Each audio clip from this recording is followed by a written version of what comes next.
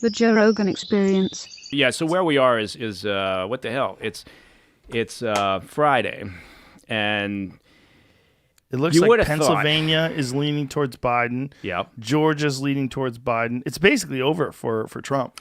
I mean, if you look at it, you don't see a lot of avenues for success on this one. I mean, look, Pennsylvania, they're still saying, rightly so, it's too close to call. They've got 8,000 some odd military absentee ballots still to count.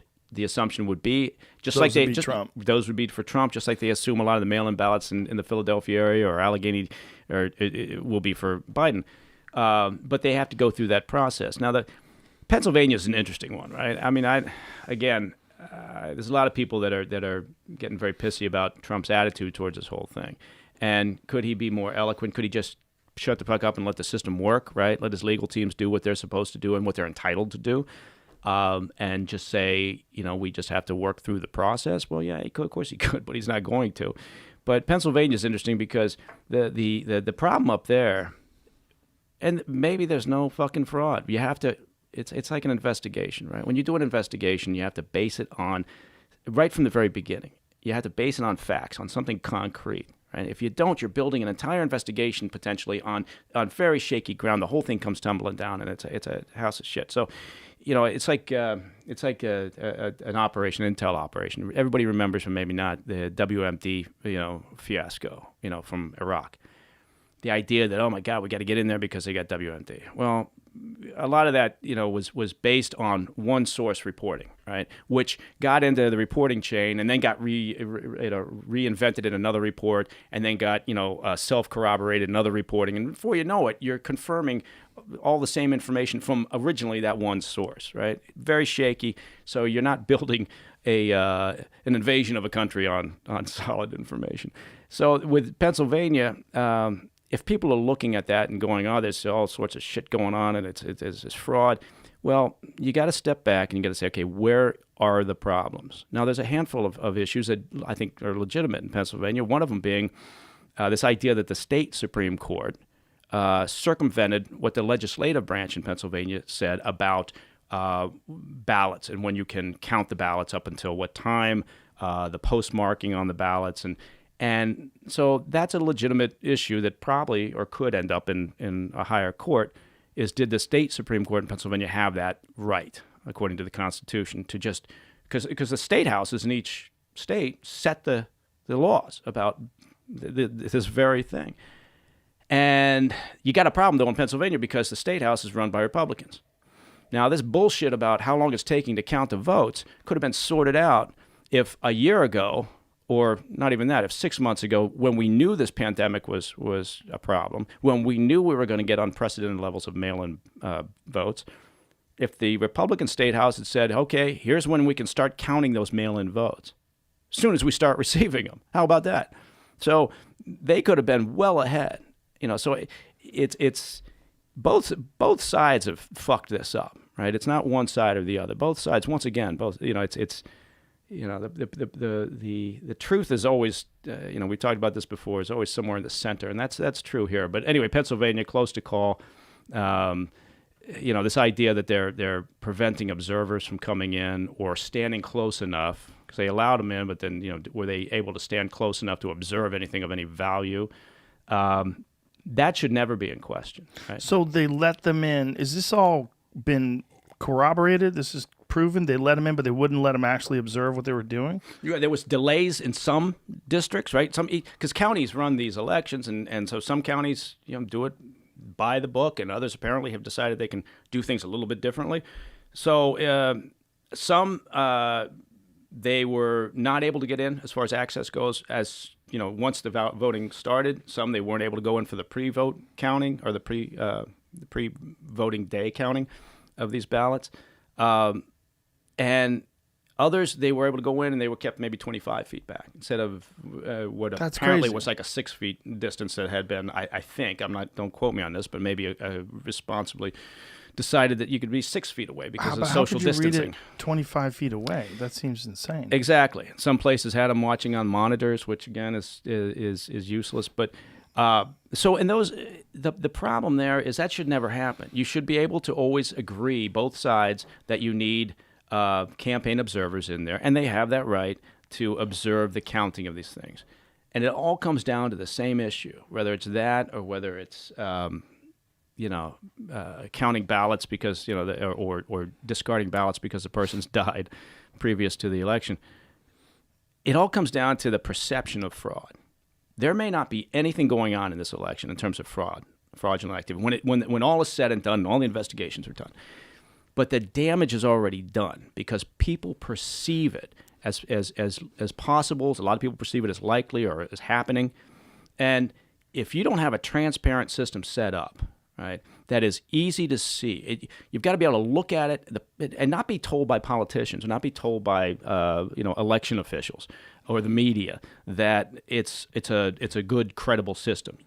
The voter has to be able to look at the process and say, yeah, that's fair and transparent. And it's like it's like cover for action, right? If I'm doing surveillance on some target, right, and I'm out in the middle of some, whether it's a shithole or whether it's an urban center in a developed country, I have to have cover for action. I have to have a reason that is plainly obvious by passerbys or by local authorities or police that patrol the area. Oh, I get it. That's why he's there, right? We did an op one time where it was overseas. We were waiting for a target to show up, and it was a port, right? And a lot of people coming and going, tourists, workers, commercial workers, everybody coming and going from this busy port. And what you didn't have a lot of people just hanging out, right? There weren't a lot of opportunities just to hang out. So you had to have a reason, right? So what do? You set somebody down there with a couple of pieces of luggage and a baby stroller and a baby. Don't ask me where I got the baby from. And you just stole a baby. Hey, it's for the good of the country. And we requisitioned it.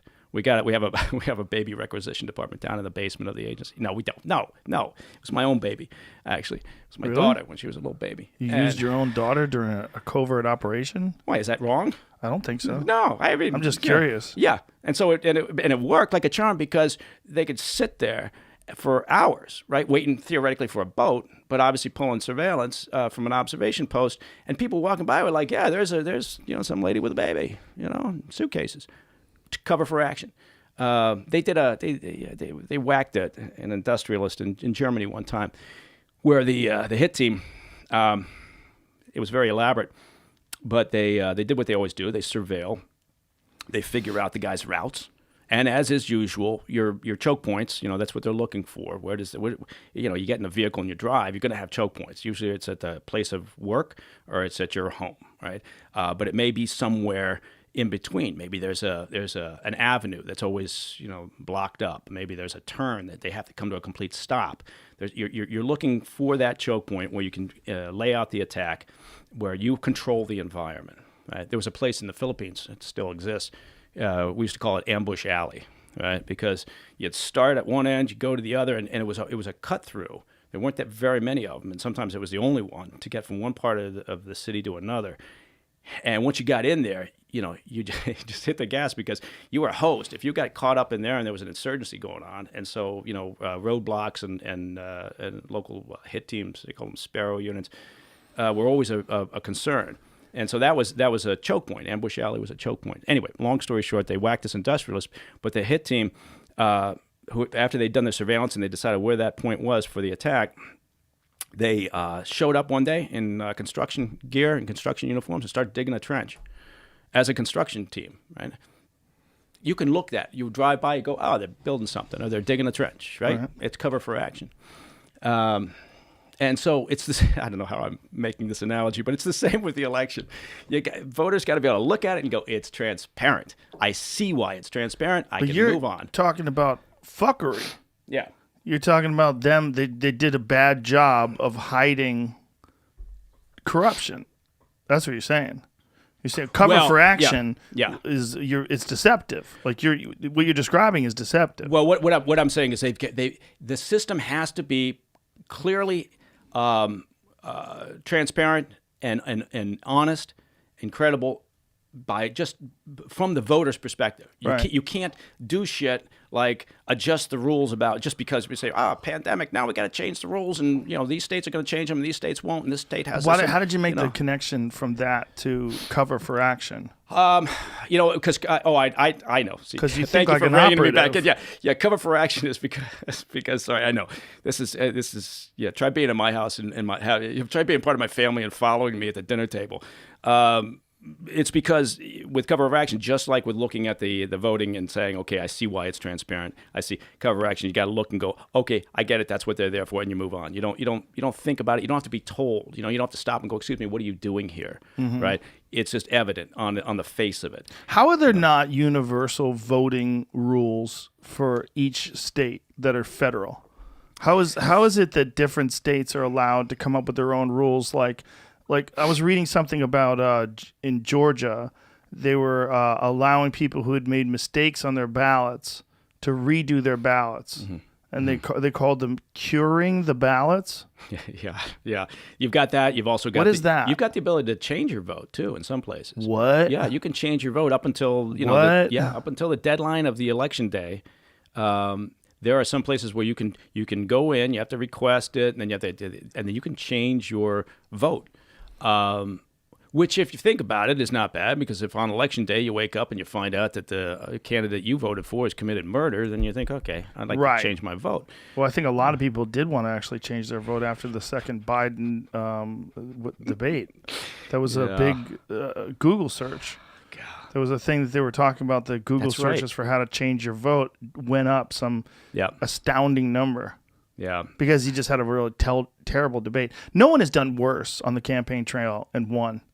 That's I one agree thing. with it. And more people vote in this election than have ever voted. Yeah. Since like the early 1900s or something, right? Kamala Harris, I don't think, maybe I'm wrong on this, but I think, we should fact check this, but I don't think she held a press conference during the entire campaign. I don't think she had one single press conference. She had appearances, right? But I don't think she actually held a press conference during the entire campaign. That's astounding, right? But yeah, I agree. Look, we're in this position that we're in right now in a variety of ways, and because of the pandemic. For sure. Yeah. Episodes of the Joe Rogan Experience are now free on Spotify. That's right, they're free. From September 1st to December 1st, they're going to be available everywhere. But after December 1st, they will only be available on Spotify, but they will be free. That includes the video. The video will also be there. It'll also be free. That's all we're asking. Just go download Spotify. Much love. Bye-bye.